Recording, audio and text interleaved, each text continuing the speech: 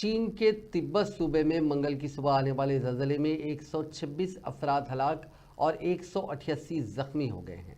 चीन की सरकारी खबरसां एजेंसी जिन्हुआ के मुताबिक सुबह 9:05 पर, जो कि हिंदुस्तानी वक्त के मुताबिक 6:30 बजे थे, आने वाले इस ज़लज़ले का मरकज़ तिब्बत के इलाके शीजांग में ज़मीन से 10 किलोमीटर नीचे था। इंडिया के नेशनल सेंटर फॉर सिस्मोलॉजी के मुताबिक रिक्टर स्केल पर इसकी शिद्दत 7.1 थी। ज़लज़ले का असर भारत के नेपाल, भूटान, सिक्किम और उत्तराखंड में भी देखा गया। फिलहाल हिंदुस्तान में जानो माल के नुकसान की कोई खबर नहीं है। NSC ने इतला दी कि पहले ज़लज़ले के फ़ौरन बाद 2 और ज़लज़ले उस इलाके में आए। मकामी हुक्काम मुसलसिल सूरत हाल का जायज़ा ले रहे हैं, जिसकी वजह से हलाकतों की तादाद में भी मुसलसिल इजाफा हो रहा है।